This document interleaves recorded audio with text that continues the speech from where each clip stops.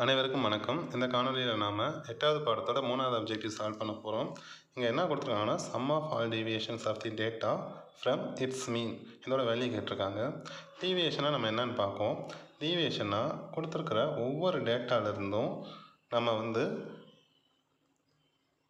மீனை நம்ம மைனஸ் பண்ணோம்னா கிடைக்கிறது தான் என்னது டீவியேஷன். ஸோ இதை எப்படி சொல்லுவாங்கன்னா முதல் டேட்டாவிலேருந்து மைனஸ் பண்ணோம்னா அதை D1னும் அடுத்த ரெண்டாவது டேட்டாவிலேருந்து மைனஸ் பண்ணுறப்ப D2 அப்படியே எத்தனை இருக்கும் DI இருக்கும். இப்போ இருக்கிற எல்லா டீவியேஷனையும் நம்ம சம் பண்ணோம்னா கிடைக்கிறது தான் நமக்கான விடை.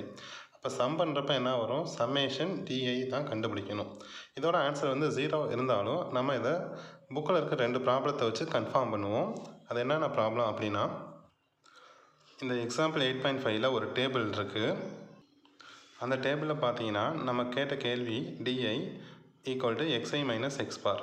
இந்த டிஐயோட வேல்யூஸை பூரா நம்ம சம் பண்ணோம்னா நமக்கு ஆன்சர் 0 கிடைக்கும். எப்படின்னா நெகட்டிவ் வேல்யூஸோட சம் -8.3னும் பாசிட்டிவ் வேல்யூஸோட சம் 8.3 இதை ஆட் பண்ணுறப்ப நமக்கு 0 கிடச்சிரும்.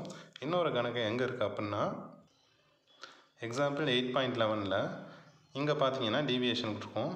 ஒவ்வொரு எக்ஸு டேட்டாலேருந்து மீனை மைனஸ் பண்ணுறப்ப சமேஷன் ஆஃப் டிஐ என்ன வந்துடும், 0 வந்துடும்.